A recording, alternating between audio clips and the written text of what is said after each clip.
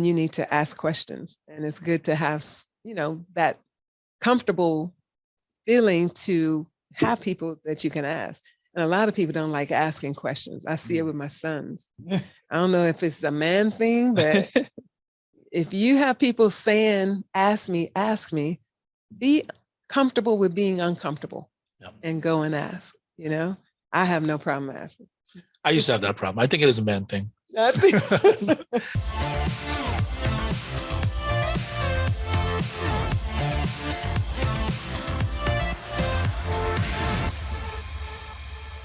Thanks for joining us this week on the Elite Sales Podcast. We're joined in studio this week by Linda Jackson. Hello. Also joined by John Bacaron with FFL Elite Syndicate. So what's going on? Happy to have you guys here with us. We also will have our remote guest, Jason Steiner, joining us from Tennessee, I believe. Yes. So looking forward to hearing from him. But, last week we had the business overview. Here we hosted that here in the office. Yours truly got a chance to run that. We also did an annuity training. So you attended the training. Nice. How was it? Well, first of all, I just want to say thank you for just being available, because there's not a lot of people that's willing to put the kind of time into annuities, because for my experience with the company, they do a lot of final expense. And when my daytime business as a hairstylist, a lot of my clients are at the age where they're really talking about annuities and retirement. So with that, I had already had on my brain that I wanted it, and came right in, and he's like, we're going to do this. So I was ready. I had already been studying up on it. He touched on everything. I had already asked Athene to send me documents and things that I can set into my salon. So when I'm talking to them about these things, they'll have it right in front of them. So I had it. And when he went over everything, I was like, he's got it. And I just wasn't sure really how much he knew until I saw that. So I was really, really impressed with it. And I encourage all of you to, next time he does anything, please show up, because it's really great to have the interaction in person, much, much better than having it in a podcast or being online, because it's like being on TV. So when you're here in person, he's so much bigger than you think. I look like Beetlejuice too, apparently. No, it was really great. But you did a little bit of research about annuities prior to sitting on the training, right? Yes, I did. Okay. And you touched on everything that I had studied and more. And some of it went over my head, and it just allowed me to see what I need to study more of. So with what you did, as far as you gave some little trinkets on NASDAQ, which was one of his favorites. So S&P is what I've always learned about. And once he put in the information with NASDAQ, it showed a lot of quite different numbers. Yeah. So I was very impressed with that. And he's now going to be my best friend. There you go.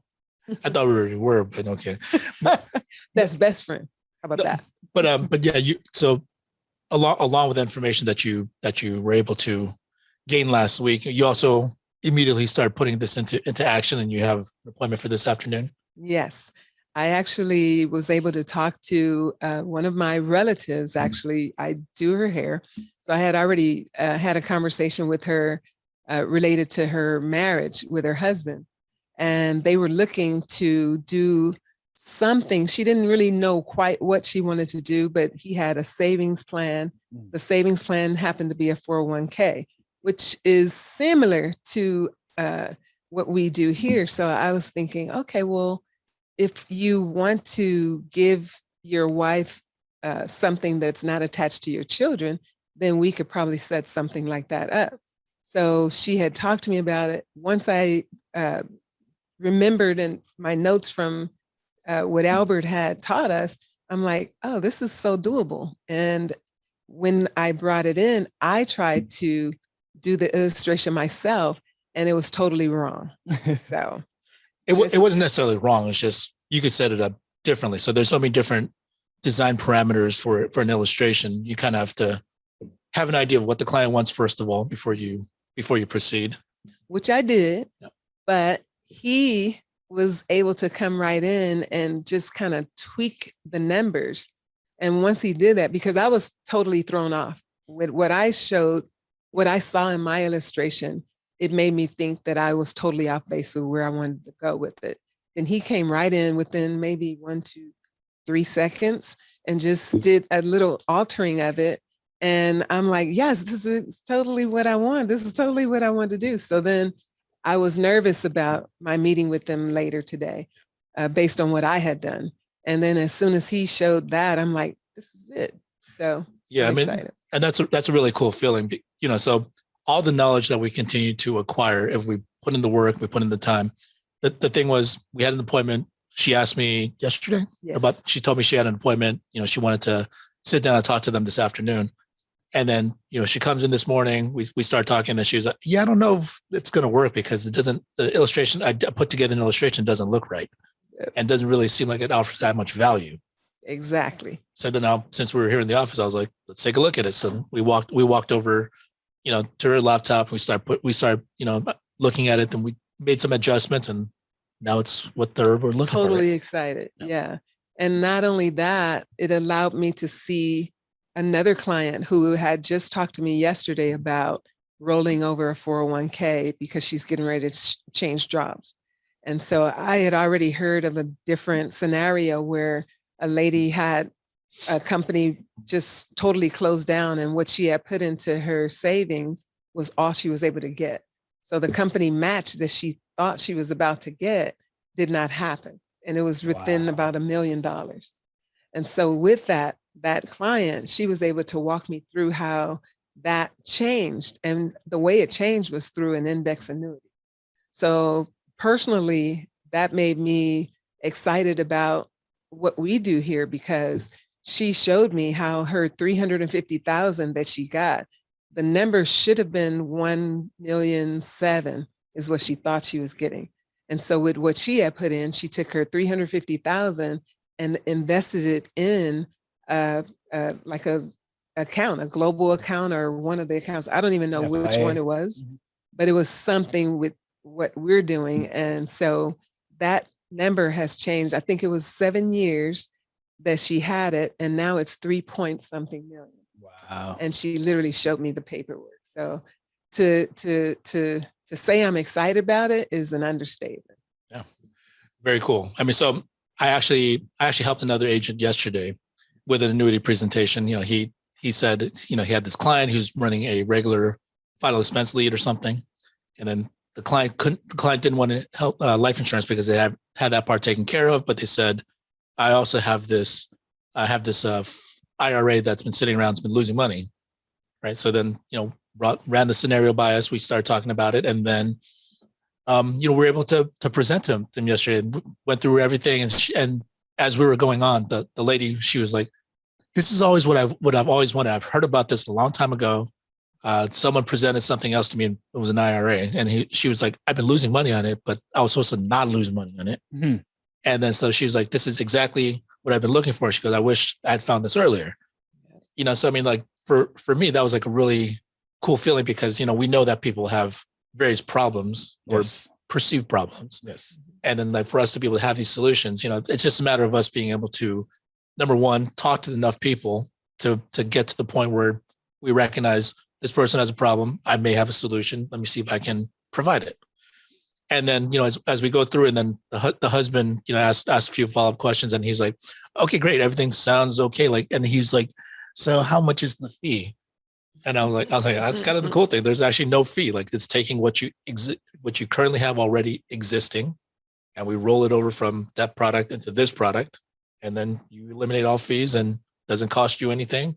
And now you have opportunity to have upside growth for your, and then lifetime income potentially too, if you decide to take that option. So they're really happy with it. And, you know, that was kind of a really cool thing, just thinking about the stage where Linda's currently at, and you know, where she will be at some point. Yeah.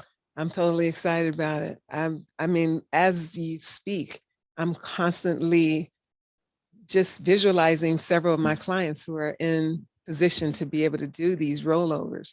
I never thought about them before and what it looked like until now. So it's super exciting to shift gears and be on the side of, you know, talking people through things behind a chair, doing their hair. Yeah. But now to be able to get in front of them with a better plan of execution and being able to do that, it's exciting. So the it's funny, like I was doing a lot of research online. I forget when this was probably like maybe 6 months ago, about annuities. And there's such a big variation of different products and how they perform, right? Yeah. Like that's the biggest thing that I learned from, obviously I was recording the training, but I was learning too. I was learning a lot, and that was the first time it was really broken down to that, like that well, that I've seen in such a specific way that you did it. It made me realize, like, whoa, this is way different. Not only do we provide way different variations of products, but like the narrative online or on YouTube, or through what's that one guy that like the finance guy, Dave Ramsey. Dave Ramsey, like he was talking crap about it. He's like, oh, you're going to do 2% or whatever. I was like, man, does this thing suck? I tried to do more research, but I just didn't know, but it's good to get that in-depth training for sure. Yeah. I would like to add that it can suck. Yeah. Yes. Because with what I just did and what I saw, if you're doing it wrong, it's going to really mess somebody up, So it's great to have someone over you that understands it, because the worst thing, my biggest thing with coming into this industry was I do not want to hurt someone. Yeah. I do not want 20 years from now someone to come back to me and say, I thought you said it would do this and it did that. Yeah. So for me, it's a big thing to have people trust me in one area of my life, and then to have it falter just because I've signed them up with the wrong thing. So yeah, it can suck, and the worst thing in the world is for an insurance agent to have the power that we have and then turn them into something that totally doesn't work for them. It doesn't fit. So for me, I would say to people, make sure that you do your homework, because you can sign people up, as I saw, under any of these life products. Like you said, it's a bunch of them. And if you don't know what they will do, then you need to ask questions. And it's good to have, that comfortable feeling to have people that you can ask. And a lot of people don't like asking questions. I see it with my sons. I don't know if it's a man thing, but if you have people saying, ask me, be comfortable with being uncomfortable. Yeah. And go and ask, I have no problem asking. I used to have that problem. I think it is a man thing. Yeah, I'd rather get lost. Yeah. Instead of directions. I'll figure it out. But yeah, I'll walk the block 3 times. It's a powerful thing though, to see, if you see in 350,000 change to 3 million within 7 years, and I see it, it's like, it's no joke. And to be a part of something good like that, it's gotta, make you feel good, like you said. Results may vary. Yeah, results may vary. Fine print. No, but I don't want to say that. But yeah, I mean, I'm glad you guys got something out of the training. Please do again. And the thing is, look, I mean, I didn't do anything special, because it's not like, hey, I know this product so well, I'm going to explain it in these crazy, get really technical and detailed with it. I actually just tried to make it very simple. I just tried to understand what holds people up. Why don't they want to make a move? And I'm like, okay, so I'm going to try to break down why the client doesn't understand, or why the agents don't understand it, and try to make it as simple as possible. And yeah, you might not get it the first time, but this is why you ask for help, and this is why you have support. Yeah. So, and I think that's a big continuous thing, breaking training. it down. Yeah, continuous training is really what's going to help you guys out. Like, it was an introduction to annuities, right? So there will be more. And if you guys are going to be there in convention, Sean Ruggiero has a specific, along with Tom Hegna, within about an hour to 2 hours of training in it. So Tom Hegna's funny. Yeah, Tom Hegna. I like Tom Hegna. We always have a good laugh with him. Yeah. But yeah, I mean, it's a very important thing, because what he preaches is, having a fixed, permanent, continuous income, like a pension plan or Social Security, which are all annuities. Exactly. I saw him. Actually. Yeah, it's fun. Yeah. Sorry, you were saying something earlier. Well, that was it. It's just a matter of some of the things that you think are different are actually still the same, policies. Yep. So it's just a matter of writing it the right way, Mhm. and knowing how it can produce over a long period of time. And I think that's my biggest thing, and how people trust me is I've always talked about multiple streams of income. Mhm. And so for me to present them with not something that's going to be your win all, it's just another form of income that's going to come in to support your Social Security when you retire. It supports your 401ks. It supports your pension plans. So with that, the more streams you have coming in, the better off you are when that time comes to retire. So. Yeah. And Linda, she works with Yoel, and Anthony brought her in, and Solomon and Clifton, and she works with everybody. But she just really, you're really social around the office, and I try. and Misha helps you out a lot with a lot of different things. So it's great. And from the day you came in and interviewed with us, you were very, very passionate about helping people with their finances and retirement and all that stuff, right? Yes. So it's great to be passionate about certain things. So it actually I was listening to this podcast earlier, and Mark Cuban was on it. And the Mark Cuban, which is very tangential here, but speaking of Tom Hegna being a convention, Mark Cuban is on Shark Tank. Yeah. Oh, yeah. Damon John is also going to be one of the guest speakers, along with Jocko Willink, with Bernice Taylor, the Fly Girl. Yeah. Who else is A-Rod, Alex Rodriguez? So who else is? Well, there was another big name. Yeah, but Wow. we're gonna have some. Oh, Dave Anderson. So we got some big name speakers. If I left anyone off, we'll remember it in a sec. But I was listening to this podcast with Mark Cuban earlier. So if you haven't registered, by the way, for the convention, that's going to be February 2nd through the 5th, or first week in Miami. In Miami at the Lone Depot Park. It's free to attend. Go to fflconvention.com. Mm-hmm. So just go on there and register. If you haven't done so already, please do so. If you have anyone that's interested in checking us out, or just want to hear those awesome speakers, send them on in. It's free to go. Last but not least, Pastor Matthew. Oh, Pastor Matthew, of course. Yeah. I feel like he's part of given us. every time we have a He's big- part of FFL. You know what I was thinking? So it's free, right? And you get to see all those people. Yeah. How much would a keynote or a speech by them cost if you had to pay full price? I'd actually be interested. Minimum. It would be a lot. Yeah. 6 figures. It would be a Bill lot. Clinton required. He asked for 100,000 Yeah. or Yeah. 300,000 every speaking event, right? Phil Jackson charges 50,000 for Yeah. every speaking event. Easily crazy. So, A ticket like that, multiple hundreds, maybe thousands of dollars. Well, for sure. I mean, Sean Mike mentioned he's spending $9 million on the convention. It's an expensive thing just to put on. Just the Marlins Stadium plus the staff, parking, all that stuff. Yeah. So it's not free for everyone, but it's free for you guys. Yeah. Right. So make sure that you guys do attend. And on top of that, obviously we have the top producers, top managers that'll be trained specifically on the business that you do. Mm. Right. Okay. Will So they have registration of hotels or information like There- that? I mean, it's Miami. So I mean, there's no specific room block. So you can book anywhere. Just look at Lone Depot Park. That's where the venue will be. Cool. So yeah, that'll be a fun time. Yeah. Hopefully going? I'm going. Oh, everyone should go. This is my Everyone that's first time here hearing should about go. it, but I'm going. But yeah, back to my point. I was listening to podcasts with Mark Cuban, who, if you don't know, he's the owner of the Dallas Mavericks. He sold a bunch of companies. He was great in sales. Yeah. He actually is doing this thing now. It's called Cost Plus, the pharmaceutical, where he's just doing discounted medicine, so it's a fraction of the cost. Yeah. Right. So to make it affordable for everybody else. And one of the things that he talked about was they have to fight the urge to keep adding all the bells and whistles. They have to fight the urge to keep changing up their business model and be like, hey, now let's offer this service also. Now let's offer this as well. Let's have a ton of customer service. They're not actually, they're trying to keep it as pure as possible because that business model initially works. Yeah. When they start adding in too many different variables, at that point, then profit margins start changing, the cost, the overhead, the expenditures, everything starts to kind of alter.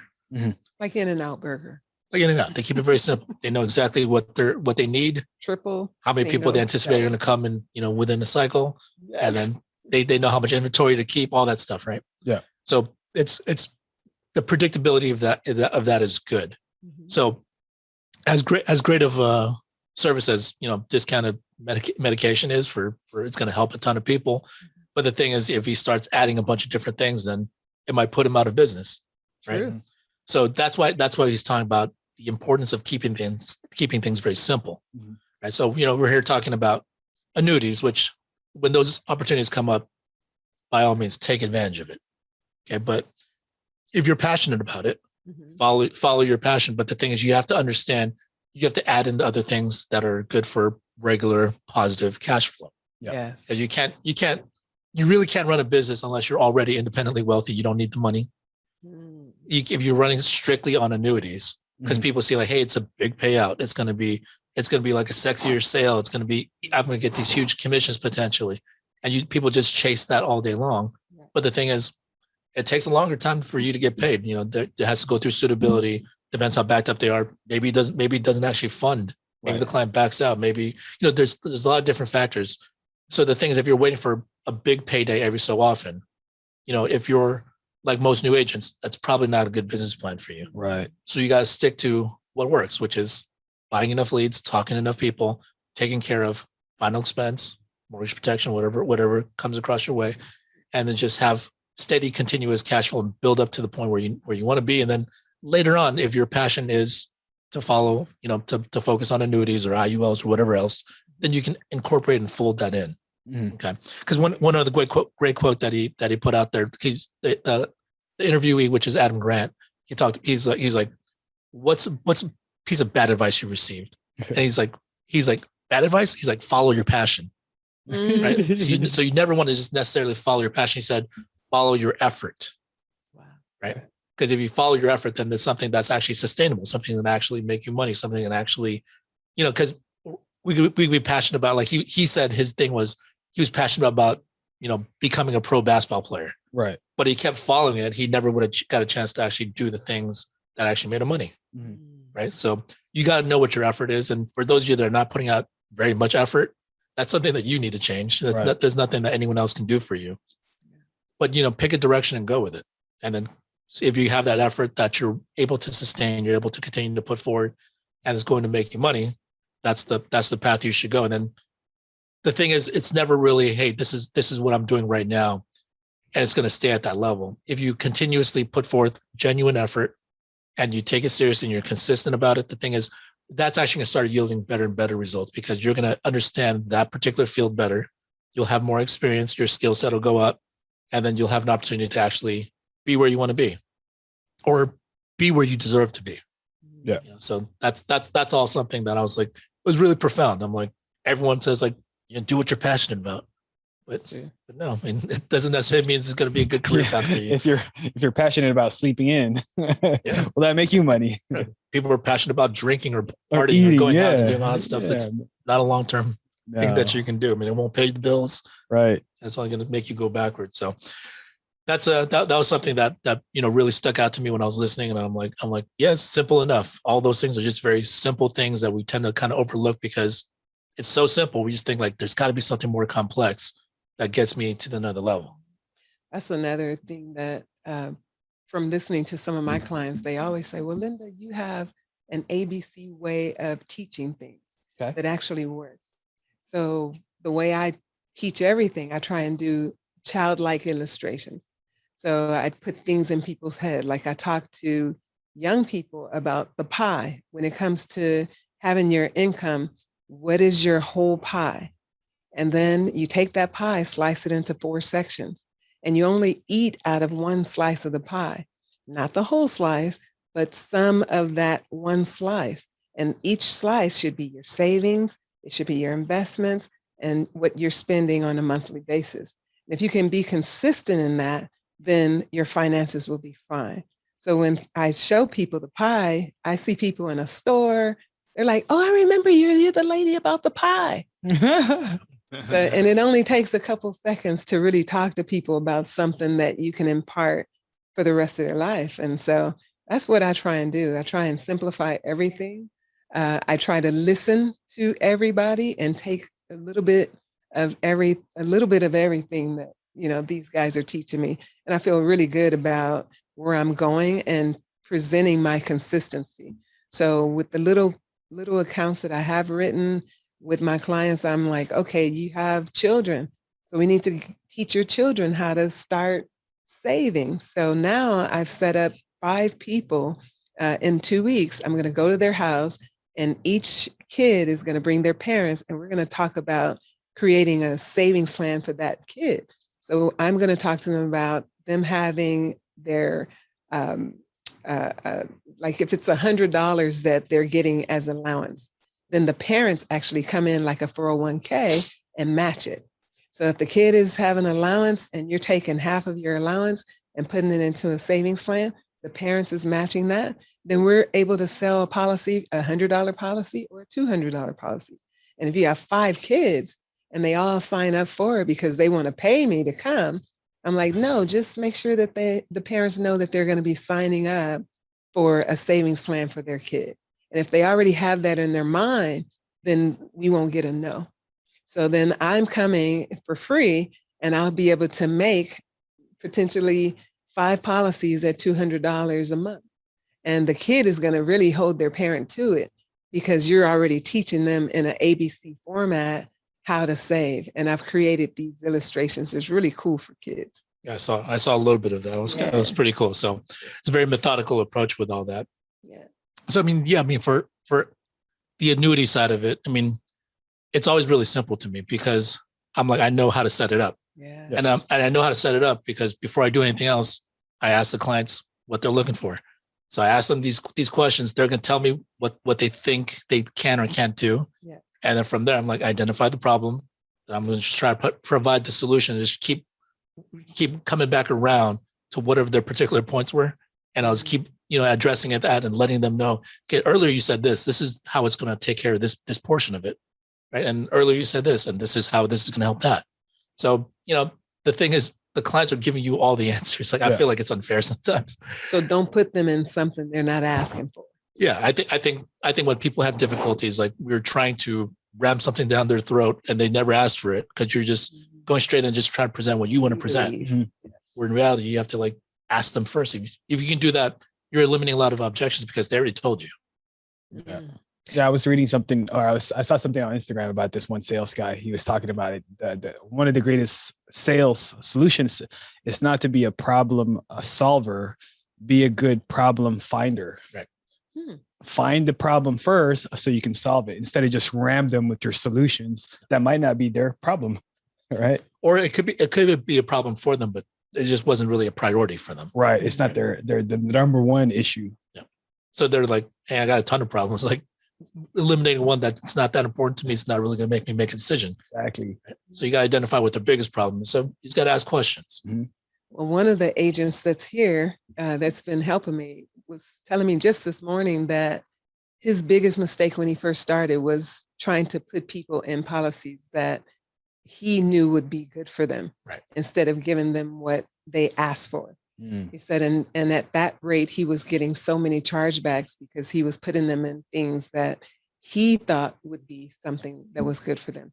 And he's since made the adjustment, and in making the adjustment has caused him to be where he is on his financial platform. Right. So I like that. Yeah. Yeah, we were limited before. We used to always be like, oh yeah, you never want to go a term. You never want to do this because like that wasn't what we focused on. Terms are ripoff. Yeah. Like you never get, and then like other people from other companies would be like, oh, why would you ever get a whole life? It doesn't make any sense. You should buy term and invest the difference. Whole life's a ripoff. Permanent. It's all that stuff. So, but the reality is there's no wrong insurance. Like everything serves a particular purpose, and our job is to figure out what's most important to the client, and then identify that problem and then provide the solution. Yeah. If you guys can do that, so keep it simple. We What sold is term, didn't insurance? we? Though It was trash. I never sold it. I'm 10-year just saying we renewable. offered it. I think, right? Yeah. I mean, it wasn't competitive in terms of rates, in terms of how most clients already had an idea of. It's like 5 times the price of a 30-year term we can offer, and it was only 10 years. Yeah, Which I mean, wasn't a good product. Which I mean, I joke about it's being trash because the thing is, it does serve a purpose. It's better them having that than nothing. It was guaranteed convertible. Yeah. So I mean, it did have some features. I mean, you can't like throw a blanket statement and say it's bad. Right. But we got to get better at our skill set and understand what we do It's better. just And to be fair, covering like risk. I did that too. And to be fair, like we did it because we knew, especially depending on the company, we knew that they were not told that it was term a lot of the times. Is Yeah. that fair to say? Like we'd say, okay, bring us your policy, bring that over here. And then we'd show them that it'd expire and then it'd be surprised. So it wasn't even necessarily that, we were just like talking crap, but just wanted to add that. No, that did happen too. I mean, a lot of Yeah, some people did. Yeah. you come into a house behind another agent. Sometimes you realize, man, this agent sucked. Because you're like, this agent didn't tell a complete story, and then they misled the Right. client. Sometimes I genuinely believe they unknowingly misled the client because they just were ignorant on how it actually worked. Yeah. So I don't think they were intentionally trying to be a crook in most cases or some cases, Mhm. but it happens. I have a question for you. When you are going into someone's house and they're asking you for a certain thing, but yet when they leave, you have something totally different, then is there a way that we as an agent can be sued for that? Like if I remember this is actually a true story with me. Someone came into my salon and sold us all insurance on our hands through Aflac. Okay. So I'm thinking, great. If I ever break my arm or whatever, I have protection. And what it's going to do is keep everything going in the business. Well, I actually fractured my arm and I said, well, I have this insurance for my hands. And when I called in, they said, oh, you don't have insurance for your hands. It's not covered. It's not covered. You have just basic.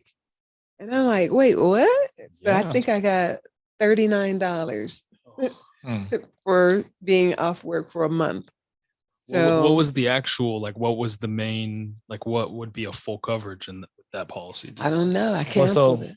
just to after be that. technical, there's short-term disability, long-term disability, and there's the indemnity, just a hospitalization indemnity, like ER visits or hospitalization. So that was So on covered, her you think? finger, her hand, most likely it's just a ER visit type Got instead it. of a got it. Like 14-day or copay. 30-day disability. Got it. Oh, okay. So yeah, I mean, I guess it depends what the agent actually left for you. If it didn't match up, I mean, so you kind of need something in writing. Yeah. I feel like if you're saying that my hands are insured, then no matter what happens, when it happens, if something happens with my hands, I wanted to cover. That's the concept sale you were sold in.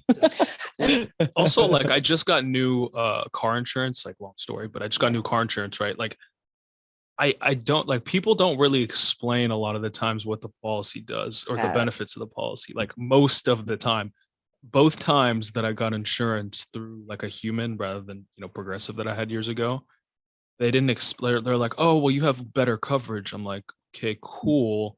I could look at it. I did look through it, but there was no conversation. I'm like, what is the point of having an agent if they're not going to at least give me the bare minimum of what this policy does? You know what I'm saying? Oh, you said it was liability rather than than full coverage. Cool. You're such a good agent. Good job, dude. Yeah. It's like, no, like, explain it to me like a little bit, like 2 sentences of benefits or things that I can do that, are benefit to this policy. That's where you can trust your agent. That's where you got to build the trust. You're not a fly-by-night type of agent. You're there, you do a follow-up review. And this is how you prevent chargebacks. You do a follow-up call. Hey, just wanted to make sure you read your policy. You got to see your policy. We're good. You have any questions on it? And then you follow up with the referrals. And that. the reason I said I just got it is because I had got one like 2 months ago, and the lady, and obviously, being an agent, I'm always, analyzing how they're performing, what they're saying, what they're trying to do, what they're not trying to do. So I signed up. I was like, cool. I paid with my card. I wanted to pay for my card just so I could track it, and everything was good. She sent it over, and then I got a mail a month later. A month later, they're like, hey, your policy is being canceled for not paying. So I sent that to my agent, who at the time said she'd follow up with me a week later, which she never did. So I'm already kind of in the back of my mind. I'm like, this person is very unprofessional for saying they're going to follow up and not following up. So for me as an agent, I'm thinking, okay, if I'm going to say something, I should do it. If I'm not, that's cool. Just don't say it. That was a mental note. So I sent it to her, and she's like, oh, well, I needed your routing and account number to finish the policy. I was like, you never said that.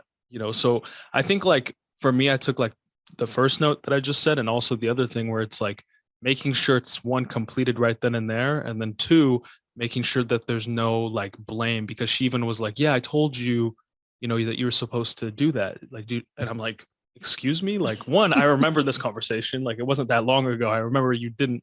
And two, like, why are you trying to blame it on me? It was just very unprofessional. So then I went with someone else. But yeah, it was just a lot of learning experience in that short amount of communication. It was cool. Yeah, and most of the time it's very transactional for a lot of people. So that's why it's important. If you want to have good retention, you want to be able to complete more deals.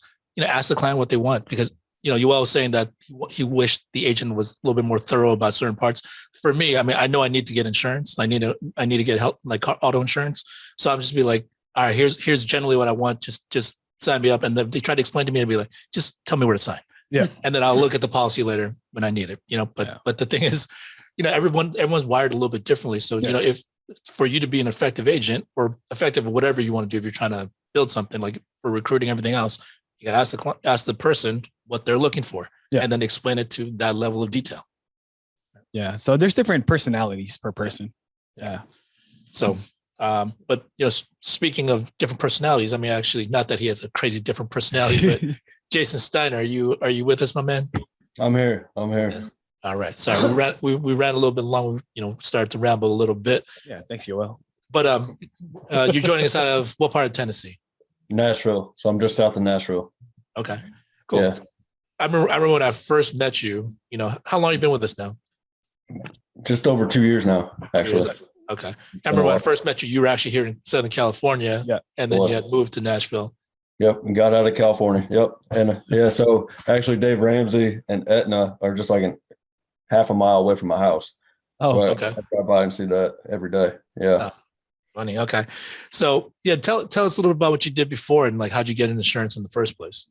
Yeah. So I was in retail management for a while. So I kind of bounced all over the US and then I was working with my father-in-law, who's a general contractor. And I honestly don't remember applying. I don't know how I got in with Family First Life, but one day John called me and I feel like my wife probably applied or something. I don't know. I really don't know. And yeah, right. He got me. And then I just remember talking to him a bit. And I said, the one thing I'm not willing to do is cold call. And he goes, I never said you have to cold call. If you want to, you can, but you don't have to. And that was it. So then met him and yeah, that was it. Have you had experiences cold calling before? Never in my life, but I just never wanted to do it. Why does that make you cringe or make you so uncomfortable to have to cold call? Like, what is it about it that? I mean, we've all received a cold call before, and it's just like I'm not trying to spend my day sitting down cold calling people and like bait and switch and that kind of stuff. I'm not trying to do that. Right. So I just wanted to make sure I don't have to do that with the FFL, and I don't. Yeah, you absolutely don't. So I mean, the basis of our business is to invest in yourself and get some leads, so you have people to talk to. How was that concept for you? Were you comfortable purchasing leads from the beginning? You had to wrap your head around it? From the start, I mean, I made tons of mistakes. I mean, 2 years ago, that's when like Facebook leads were big. So you'd buy like 30 or 40 and it'd be like $1,000 or so, right around there, ballpark. Yeah. And I was dialing completely wrong. I dial through one time each. Nobody would answer. I just wasted $1,000, honestly. And so I made tons of mistakes off the bat. But then once the CRM really got up and running, that helped a lot. And I mean, just way more swings because I'm still not that good on the phone, still practicing every day. So the opportunity with the CRM leads is buying so many and just getting so many swings. That's been huge to my past success or late success. Well, I really like how you phrase them, how you take responsibility for it rather than saying like, oh, the leads didn't work. Like, you know, it's like it's the system or it's whatever. Like you literally said, I made a bunch of mistakes. I didn't know what I was doing. And you learned and you're adjusting. Yeah. I made tons of mistakes. And then even when the CRM first came out, I was like, okay, now I don't have to buy as many because they're cheap, or I'll get the same amount as I did with the Facebook leads. So I'll just buy 25 leads. It's like, come on, you're an idiot, you know, myself. And so it's like, okay, I'll spend $200, but that's death by 1,000 cuts, you know, because it's, again, what if half of them don't answer, 5 of them disconnect, you know what I mean? And then the other 5 aren't interested. So that was another death by 1,000 cuts. But it's been lately, I've been with FFL for about 2 years, but I just actually got off with Talise not too long ago. And side note, appreciate it so much, the opportunity to be able to talk with her, Albert. I can't tell you how much she's helped me in the past 6 months beyond FFL. It's been pivotal for me. But so I was just talking to her, and it's like I really feel like I've been going hard at FFL for like the past 2 months. So it's been 2 years just dipping my toe in and talking and yapping, but I feel like the past 2 months it's really been game on. Yeah, if I could just add something, I think the big turnkey moment for you was Jason was there in February for the Miami convention. Mm-hmm. And I remember I brought my buddy Brian, and then you were helping him get licensed too. It's like, dude, why don't you get your license? And one conversation we had when we were sitting together, Jason just said, everyone says I just need to buy $1,500 to $2,000 of leads a week, but I haven't done it, and I'm just scared to do it. And then you got to see the whole 3 days how it was just completely brainwashed on everyone saying, buy this much leads a week, buy this much leads a week. And it was just your fear of jumping the gun on that. And I think that's what kicked you off, right? For sure. Yeah. Like I was just hesitant, and I had no reason to be hesitant, but I was for some reason. Like that was such a block for me. So now, like it's refreshing. Like now I'm excited for dial days, honestly. And this just happened within the past couple months. So it hasn't been the whole ride, but it's like now I get excited for dial days, because it's like now I got a new fresh batch of leads, new people, because when you try to milk old leads and you're hesitant to buy, like you're shooting yourself in the foot, and you get frustrated because the same people aren't answering the phone. Of course they're not. They didn't answer last week. Why did they answer this week? Or they're not showing up last week. They're probably not going to show up this week. So now it's refreshing to me, honestly, to buy new leads, because now I get excited, because now you get new stories, new people to talk to, new situations, new things to call John about and ask him about, like that's exciting, I like it. I like it. Yeah. Every time you buy new leads, it's like hope. Yeah. There's the opportunity behind it. Because the thing is, think about conceptually, like psychologically, how it feels if you have an old set of leads that you didn't have any luck with. And then you're like, I don't want to buy new leads. So then you sit there and you start calling through them again. How discouraging and demotivating that must be to sit there and dial through it, because you've already created these narratives about these. The leads could be fine actually, but the thing is, you've already created a narrative in your head saying, oh, I dialed through all these, I couldn't book them, I didn't make money off of them yet. So you already say like, I think this person's mean, this person hung up on me, I know this person just didn't want to pick up. So you're creating all these negative stories already. But every time you just go and invest into new leads, I mean, this is the way to engineer your way out of that situation. Every time you invest in new leads, provided you're willing to put in the work, provided you actually like took the time to actually learn how to dial. The thing is, it's hope and opportunity every single time that you have a new batch. Yeah. Exactly. So just to add to that, so back at our old company, so we used to dial without the phone burner before, right? We would dial the lead, have the lead paper in front of us, and then if you guys don't use this, it's worth using. But we would put in the time frame, right? So we would say, okay, today's Thursday at 3 p.m, and I would put no answer, NA. Then you got Friday, 2 p.m, NA, no answer. So you see a bunch of notes. Sometimes I would make a note. Oh, I spoke to the wife. He said he doesn't get home to this time, or he said not interested. So psychologically, you look at this lead, you've dialed it for 10 times. They've never picked up, or all the bad notes. It's just a frustrating motion of like what you were saying, are you excited about what you're doing when you're dialing, or you're looking at it and you're dreading it and you're like, I'm just going to get beat up again. And so it's like you just jumping into, a pit of snakes and like, all right, here comes the pain. Right. Exactly. And I think it was also beneficial to start without phone burner or anything like that, just to know the work that you have to put in when you're just manually dialing and all that. Mm-hmm. And then I jumped to phone burner, which helped. And then past few months, it's been Call Tools. And Call Tools has also been a huge game changer for me. Like with phone burner, this is just me, but just hearing the dial tone over and over and over again, it just kind of wears you down. But with phone burner, not hearing it actually helps me tremendously, right? And it's just because you got to be on guard. If y'all are familiar with it, like somebody picks up, you got to be ready. Like you got to be ready.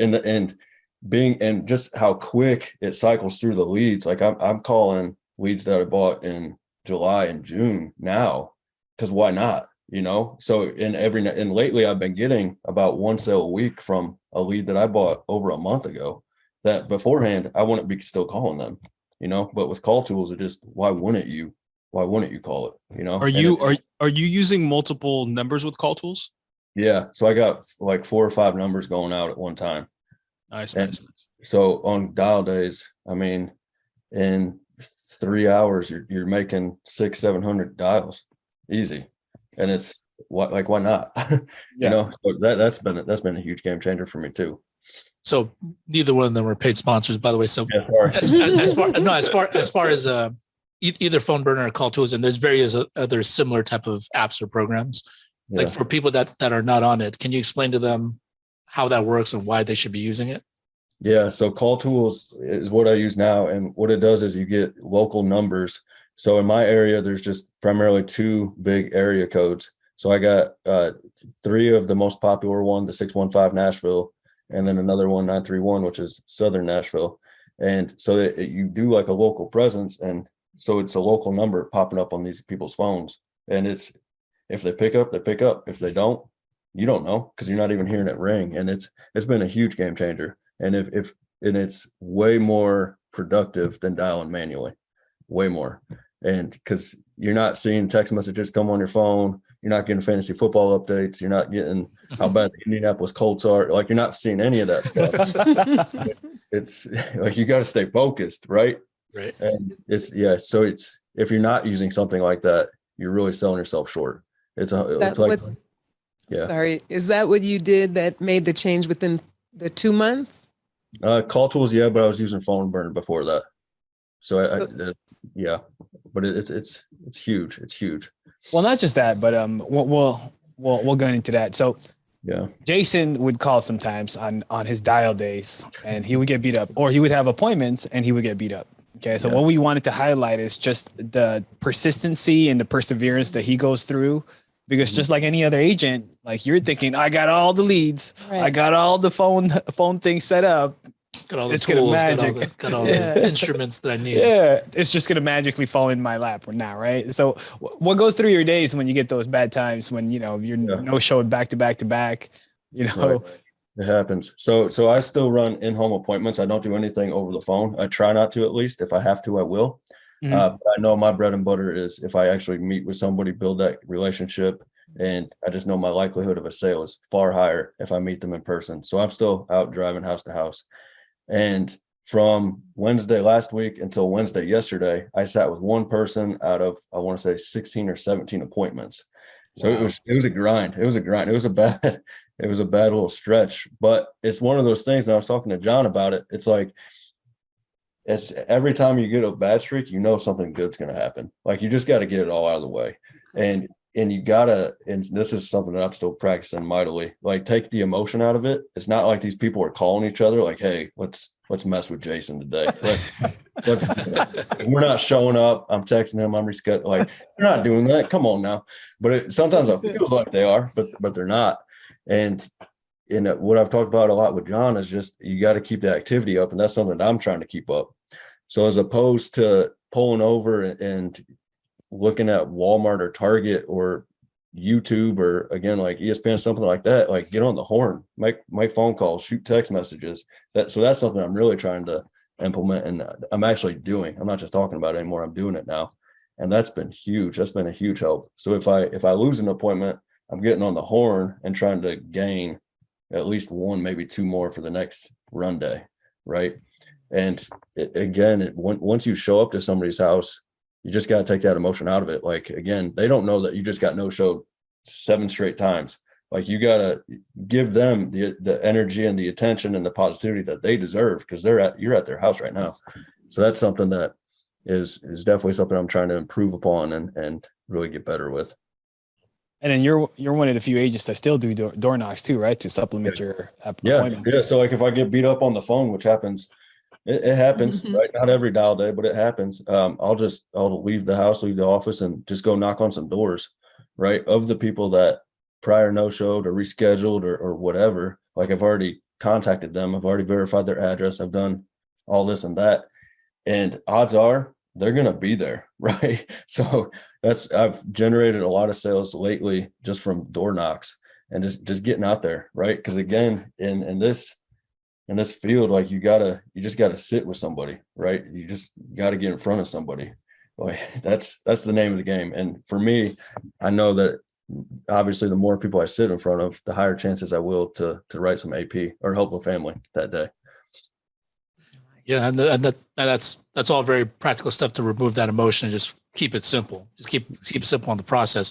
One thing that John and I always talk about is just like you're really good about focusing on the primary platinum carriers with Marico, Prosperity, AIG.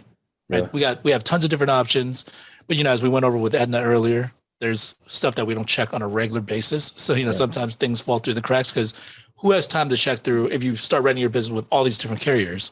Who has the time to go and follow up with all these different things? Exactly. Why is it that you choose to use Americo, Prosperity, and AIG primarily? Yeah, 100%. So, and we just got done talking about how hard it is to get in front of people, right? And that's the name of the game. So if you write a policy with a different carrier besides those three, how hard is it going to be to get in contact with this person again, right? So if you go Americo, Prosperity, AIG, you're going to get an answer on the spot. More than you will get an answer on the spot. So that just alleviates the hassle of trying to follow up with these people. And then if they get declined, the odds of them wanting to sit down with you again is not next to nothing, but it's next to nothing, right? So using those carriers is just it's the no-brainer, right? And how quick Americo pays, Prosperity pays pretty quick. AIG still trying to figure them out, but they all pay so quickly, right? And the other carrier's not trying to badmouth them, but again, like I got that chargeback email. Like I don't even know like what that came from, right? So it's like, but with those carriers, there's no confusion. It's simplified. It's let's go. We know what we're dealing with. We know what policy it came from, and it's a no-brainer. And the clients themselves, like I just sat with a lady yesterday who was so concerned that she wasn't going to get approved for anything, and the doctors are going to have to look into it and all this and that. So to be able to give her a on the spot answer within like 5 minutes, I can't tell. She was elated. She really was. It was kind of strange how happy she was about it, but she was, but if I would have ran a different carrier, that might not have been the outcome. Yeah, that could have been an issue, right? You wrote a separate carrier thinking it might be like a few dollars cheaper. Mm-hmm. She gets that sad decline. You have to call her back, and now she's defeated, and she's not going to want to try and pivot to a different company. She said, "Forget it. I knew I was not going to get declined, not going to get approved, and you might have lost that sale." Exactly. Yeah, because that's how a lot of the people we sit with, always that I've sat with, like they've heard no a lot, right? So then when they find out that we got options, and then when I leave and they have something in place, right away, these people, I'm telling you, that means something to them. That really does mean something to them. So Americo, AIG, Prosperity, that's my bread and butter. The Aetna, great, COPD, awesome. But besides that, no, go with the other three for sure. Yeah, simplify your life, have so much less to manage and less work for yourself in the long run. Mm-hmm. Yeah. And if you're writing, and I've learned this because again, tons of mistakes. Like I would spread my business out, and then it's like you get a chargeback in a certain area and a certain carrier, but you're trying to focus on other carriers, but now you have to write this carrier to make up that charge. Like just stop, like make it simple. Just keep it to 3 carriers and it's a no brainer. So that's a huge thing that I'm trying to implement. Just stop, Jason. Awesome practical advice. So if you've struggled a little bit coming in and then you've been picking things up, so you've been learning. So what's a piece of advice you'd give to someone who's struggling? Oh man, just get out there. Just get out there because get on the phone. Like I remember when I first started, I was talking to John. He probably doesn't remember this. It was 2 years ago. Like I thought the phones would be easy. Like because I'm good with people. I did retail. Like oh my gosh, it's not easy. And just practice, and don't stop until you do. And now and set non-negotiables. Right. So this is something that again I've been implementing the past bit. Like you can't control who picks up the phone. You can't control what they say. You can't control if they buy, but you can control how many leads you buy and how many dials you make and how many appointments you're going to run. Right. So those are controllable. So now I'm buying my leads. I'm controlling how many phone calls I make. I'm not just putting my head down and twiddling my thumbs. Like, okay, I've made 1,000 calls in the day before. Why can't I do it again? Do it. And then how many appointments, how many people are you going to sit with?